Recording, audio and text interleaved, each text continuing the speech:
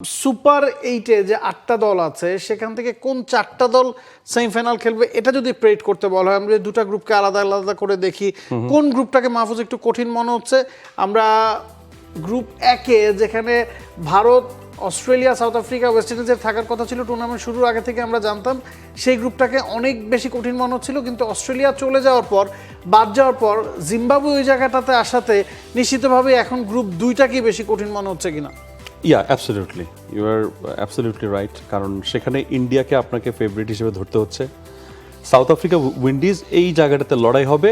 Zimbabwe যদি সেখানে কোনো চমক দেখাতে পারে, that will be something different, কারণ জিম্বাবুয়ে চমক দেখিয়ে তারা এখানে এসছে। এই মুহূর্তে তাদের মেন্টাল স্ট্রেংথ সব কিছু আমরা অন্যরকম দেখেছি। সো টি-20 গেম কাউকে এশিওর করে বলা যায় না, সেটা তারা প্রুফ করেছে। অস্ট্রেলিয়াও সেটা প্রুফ করেছে যে এখানে কাউকে আসলে ফেভারিট ধরার সুযোগ নেই। Which is the world-class cable brand? Walton cables, নিরাপদ আগামী সংযোগ।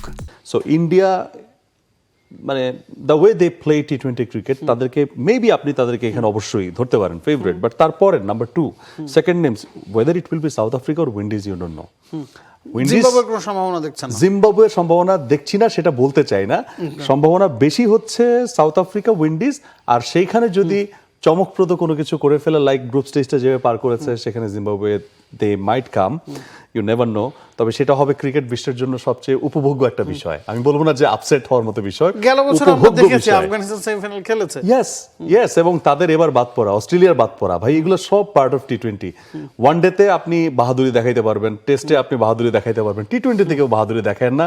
21-এর চ্যাম্পিয়নদেরকে এই মেসেজটা এবার দেওয়া হয়েছে। সো অস্ট্রেলিয়া যারা রানার আপ হয়েছিল 10-এ, যারা 21-এ চ্যাম্পিয়ন হয়েছে, সো তাদের অবস্থা কি হলো এবার?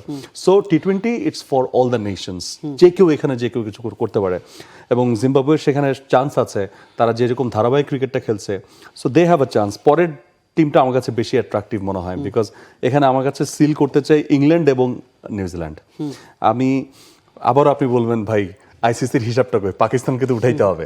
সো সেই হিসাব যদি আপনি বাদ দেন, এখানে ইংল্যান্ড, নিউজিল্যান্ড মানে more cemented rather than Pakistan and Sri Lanka. Of course Sri Lanka they are playing good, of course Nissanka and Mendis they are playing good, but cemented লাগছে ইংল্যান্ড, নিউজিল্যান্ড। এই গ্রুপটা জমবে।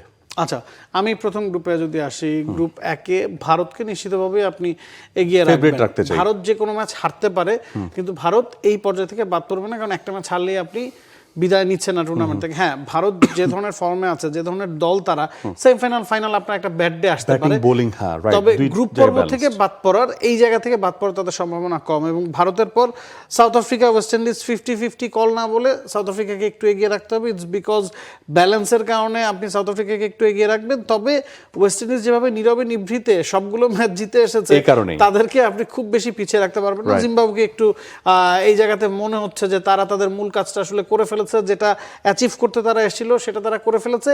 এই জায়গা থেকে পরের পর্বে যাওয়া, অন্তত 2টা ম্যাচ জিতে, সেটা তাদের জন্য আসলে ডিফিকাল্ট হতে যাচ্ছে। তবে অন্য গ্রুপটার কথা যদি বলেন, আমি পুরোপুরি একমত হতে পারছি না যে ইংল্যান্ড এবং নিউজিল্যান্ড যাবে। ইটস বিকজ খেলাটা কলম্বোতে বা পাল্লে খেলাতে হচ্ছে, খেলা শ্রীলঙ্কায়, এবং শ্রীলঙ্কার মাটিতে শ্রীলঙ্কার যে ডেপথ আছে, বিশেষ করে স্পিন ডিপার্টমেন্টে হাসারাঙ্গা বা পেইসে পাথিয়ানা মিস করার পরও তাদের ব্যাটিং যেভাবে ক্লিক করছে, বোলিং লাইন আপ যেভাবে ঘরের মাঠের সুবিধা নিচ্ছে, এবং একই সাথে পাকিস্তানের যে স্পিন শক্তি আছে, একাদশে প্রপার 5 জন স্পিনার তারা খেলাচ্ছে, একজন পেসার শাহিন শাহ আফ্রিদি বা সালমান মির্জার সাথে ফাহিম আশরাফ। তো ওই জায়গায় স্পিন নির্ভর উইকেটে আমার কাছে মনে হচ্ছে পাকিস্তান, শ্রীলঙ্কার অন্তত একটা দল যাবে। ওই জায়গায় ইংল্যান্ড একটু খাবি খেতে পারে, কারণ তাদের স্পিন অ্যাটাকের দিকে যদি আপনি তাকান, আদিল রশিদ ছাড়া কাউকেই আপনি ওই মাপের স্পিনার বলতে পারবেন না, উইল জ্যাক্স বা লিয়াম ডসনকে। তো একজন প্রপার স্পিনার ইংল্যান্ডের আছে, এবং ইংল্যান্ডের ব্যাটসম্যানরা স্পিনের এগেনস্টে খানিকটা দুর্বল। নিউজিল্যান্ড তাদের মিচেল স্যান্টনার, মাইকেল ব্রেসওয়েল, ইস্তুতি থাকার পর তাদের একটা শক্তির জায়গা, কিন্তু তাদের ব্যাটসম্যানরা আবার স্পিনটা ভালো খেলেন। ওই কারণে আমার কাছে মনে হয় যে পাকিস্তান, শ্রীলঙ্কা থেকে একটা দল যাবে এবং নিউজিল্যান্ড যাবে। মানে একদমই যুক্তি ফেলে দেওয়ার মতো না, কারণ ইংল্যান্ডের ক্ষেত্রে আপনি যে জায়গাটা বললেন সেটাও আসলে চোখ রাখতে হবে। বাট ইংল্যান্ড যেহেতু বড় দল, এই স্টেজে তারা চেষ্টা করবে ওই মিস্টেকগুলো কম করার জন্য, এবং এখান থেকে পা যেন না হড়কায় সেটার চেষ্টা অবশ্যই থাকবে। বাট পাকিস্তান, শ্রীলঙ্কা, এই 2 দলের মধ্যে চিন্তা করলে Sri Lanka they are playing comparatively better cricket. সেই জায়গায় পাকিস্তান তারা কিছুটা হতাশ করেছে দ্য ওয়ে দে প্লেড, যদিও তারা এই স্টেজে আছে, but the way they played সেটা কিছুটা ফ্রাস্ট্রেটিং। সেই কারণে পাকিস্তানের উপর পুরোপুরি ভরসা করা যাচ্ছে না যে তারা যাবেই বা এই গ্রুপের মধ্যে ফেভারিট। নিউজিল্যান্ডকে মানে 4টা দলের মধ্যে নিউজিল্যান্ডকে ফার্স্ট অফ অল এগিয়ে রাখা যায়, দ্যাট ইজ অ্যাবসলিউটলি ট্রু। তবে ইংল্যান্ড যেটা তারা চেষ্টা করবে যে বিং দ্য বিগ টিম, তারা অবশ্যই চেষ্টা করবে এখান থেকে ডমিনেশন দিয়ে। তার মানে একটা বিষয় কিন্তু নাবিল কাসের খুব পরিষ্কার, মানে এই গ্রুপটা অনেক বেশি জমবে, এই গ্রুপটা অনেক বেশি কম্পিটিটিভ হবে compare to the India's group, মানে ইন্ডিয়া, সাউথ আফ্রিকা, উইন্ডিজ।